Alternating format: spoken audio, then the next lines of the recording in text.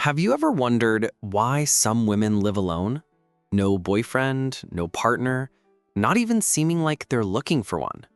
The answer isn't loneliness, lack of options, or heartbreak. It lies in something more uncomfortable, more unsettling, something that deconstructs everything we were taught about a woman's role. Because when a woman chooses to be alone, she isn't getting lost, she's finding herself. And that kind of self-discovery doesn't come with applause, likes, or company. It comes with silence, strength, and a kind of freedom most people still don't understand. No, she's not lonely. She's selective. She's not cold. She just got tired of burning for people who never wanted to feel the warmth. There's something profoundly threatening about a woman who doesn't need a relationship to feel whole, because that shatters the logic of control, dismantles the myth of emotional dependency, and reveals a brutal truth. Most men don't know what to do with a woman who doesn't need saving, and most women are still learning to recognize themselves in that silent yet deafening mirror of power. Carl Jung once said that everything we deny in ourselves becomes part of our shadow. And many of these single women are actually a reflection of the collective shadow. They are what many dream of becoming, but few have the courage to embody. They don't scream for love. They whisper their choices. They don't put themselves on display to attract attention. They retreat to preserve themselves. They're less interested in charming princes and more in their own peace. And that makes people uncomfortable, because while the world demands urgency to be with someone, these women have discovered the power of being with themselves. The woman who lives alone without a boyfriend isn't lost. She's operating on a different level, a level where nothing is begged for, it's chosen, where approval isn't needed, presence is enough. And maybe that's why she sparks so much criticism, so much judgment, so many attempts to label or explain her. But what many still don't understand is that behind her apparent absence is a presence that fills that transcends the challenges, the emotional status quo. She doesn't want just any kind of love. She wants something that doesn't shrink her. And until that comes along, she stands strong, whole, complete. Maybe you don't get it right now. Maybe you think it's exaggeration, pride, or emotional damage in disguise. But deep down, way deep down, there's a question inside you, a quiet one, that pulses even when you try to ignore it. What if that silent path is actually the only one that leads to the most important kind of love, the one that starts with you? Is not emptiness, it's a sanctuary. And those who don't understand the value of that space often call her cold, distant, or even arrogant. But what few people see is that she didn't build that fortress to shut the world out. She built it not to lose herself. Jung also said that everything we don't face in ourselves, we end up projecting onto others. And maybe that's why so many women still confuse solitude with absence, when in reality, it can be the fertile ground for self-discovery. While most people look to fill themselves through external connections, this woman turned her gaze inward. And there, in the vastness of her own unconscious, she faced the ghosts she avoided for years: childhood wounds, unspoken abandonments, attachments disguised as love. Her decision to be alone didn't come from an open wound, but from a scar that finally healed. She didn't stop believing in love. She just stopped accepting what others called love when it only made her feel smaller. This woman knows chaos. She's loved until she lost herself. She's given too much. She's begged for crumbs that never should have been offered in the first place. But at some point she woke up, and that awakening wasn't sudden. It was a series of disappointments that stopped hurting and started teaching. What you see now isn't coldness. It's emotional maturity. And maturity is scary because it demands presence, depth, and truth. She doesn't want just any company. She wants reciprocity. She's no longer attracted to promises, but to real presence. So maybe that's why she seems unreachable to many, because she doesn't want to be saved. She wants to be seen. And that takes more than charm or sweet words. It takes courage to dive into the depths where few dare to go. And that's where many give up. Not because she's difficult, but because she's whole. And when a woman becomes whole, she awakens two extremes in the world: admiration from those who are also seeking that wholeness, fear from those who still live in halves, waiting for someone else to make them feel complete. She doesn't want to complete anyone. She wants to overflow alongside someone who has also found themselves. Until then, she remains alone, not by fate's whim, but out of loyalty to her own soul. This woman isn't hiding, she's protecting herself. There's a vast difference between isolating and preserving oneself. But the world doesn't easily accept a woman like this. A world that still preaches happily ever after only exists in pairs. A world that distrusts those without a partner, as if that were a sign of failure. Carl Jung once said that where convention rules, there's little room for authenticity. And this woman doesn't live by convention, she lives by essence. She hears phrases like, "You're too picky," "You should be more open," "Nobody's perfect," and she smiles. A calm, steady, almost ironic smile, because she knows what many call picky is simply the bare minimum, the minimum it took her decades to realize she deserves. She's not looking for perfection. She's looking for someone mature enough to love without destroying. Someone who's done the inner work she has already faced. And let's be honest, that's not something you find on just any street corner. The discomfort she causes isn't in what she says, it's in what she represents. She's living proof that it's possible to be happy without depending on anyone else. And that tears masks off men who feed on female insecurity feel threatened. Women still trapped in the need for approval feel judged. But she isn't here to confront anyone. She's just being. And the authenticity of someone who has freed herself is, by itself, a brutal mirror to those still living in chains. This woman isn't in a hurry. She doesn't need to rush things to please anyone. She respects her own pace. And for that, she stirs a silent fury in a society that wants everything now. She wants depth, while the world chases distractions. She wants presence, while the world offers only shallow availability. She longs for soul-level bonds, while everyone else is trying to look interesting on the next Instagram story. And when she says no, it's not a game, it's truth. When she walks away, it's not drama, it's self-defense. When she chooses to stay home instead of going out with someone empty, it's not arrogance, it's clarity. And that clarity earned through pain and surrender is her greatest revolution. Because she doesn't live to please, she lives to be. And that simple act, being, is what makes her so dangerous to the system. Perhaps what unsettles people most about this woman isn't her solitude. It's the peace she's found within herself. Carl Jung taught that those who look out would dream, but those who look inward awaken. And it was precisely that inner journey that she took. It wasn't easy. It was a grueling process of stripping off masks, facing the ghosts of emotional dependency, and rebuilding herself piece by piece. She no longer defines herself through the eyes of others. She sees herself through her own eyes, and that changes everything. How many times have you wondered if being alone is failure or freedom? How many times have you felt the need to justify yourself for not having someone by your side?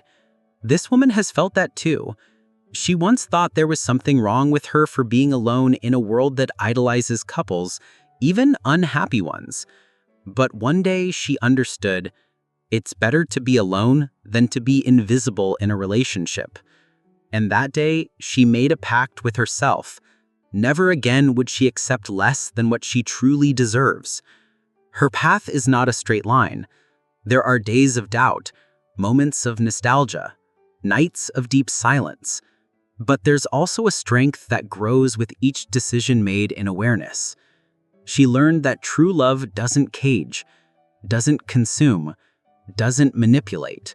The love she wants is the kind that liberates, that adds, that support without suffocating. And until that love arrives, she chooses to keep growing on her own, not out of pride, but out of integrity. This woman is the living embodiment of Jung's individuation. She shattered, faced her shadow, descended into the unconscious, and returned more whole than ever. And now that she recognizes herself, she refuses to be half of anything. Again, she doesn't want someone to complete her. She wants someone to share that awareness with. That's intimidating because it demands emotional responsibility. And sadly, few are willing to love responsibly. Most still love out of lack, out of possession, out of fear. And if she walks alone today, it's because every step echoes with learning. Every no she gives is an act of self-respect. Every absence she imposes is a reminder that love should never be begged for. She no longer needs to prove anything to anyone, and that certainty born from the deepest part of her soul transforms everything around her. Because a woman who has rediscovered herself becomes dangerous, not because of her weapons, but because of her clarity. The woman who lives alone without a boyfriend is not the same woman who once begged to be loved. Something inside her broke, and it was precisely that break that set her free. Because sometimes only in collapse does the soul find its new form. Carl Jung used to say that the tree that grows to heaven must also have roots that reach down to hell. And that's exactly what she lived through. She descended into the hell of her own story, faced ancestral fears, inherited pain, traumas that weren't just hers, but those of all the women who came before her. She broke cycles. She said no to relationships that repeated the same toxic script. It wasn't her job to heal anyone, save anyone, or accept crumbs out of fear of being alone. And when she stopped accepting less, the world tried to convince her she was wrong. But she stood her ground, first with uncertainty, then with awareness, and finally with invulnerability, because someone who has lived in their own abyss no longer fears absence. She learns to nourish herself with silence, to warm herself with her own presence. She's not unreachable. She simply no longer allows herself to be invaded. There's a world of difference between opening your heart and letting yourself be torn apart. She opens, yes, but only for those who come in truth, not with rehearsed speeches or empty promises. She's seen enough to tell the difference between presence and performance. Her intuition has become sharp. Her energy is a filter. She can sense from afar what lacks depth, and she doesn't hesitate to walk away. Her transformation isn't superficial, it's archetypal. It's as if she's tapped into an ancient wisdom, an old memory that women weren't born to serve, but to express, not to be shaped, but to overflow. And in accessing that memory, something awakened in her. A wild woman, intuitive, emotionally sovereign. A woman who, though alone, is far from lost. She's in communion with something greater, with her own destiny.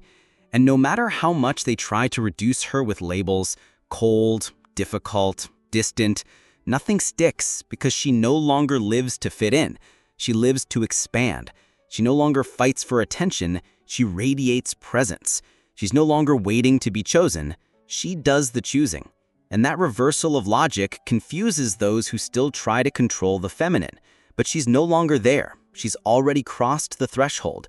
And on the other side, she discovered that the real relationship begins only after you've loved yourself enough to not need anyone.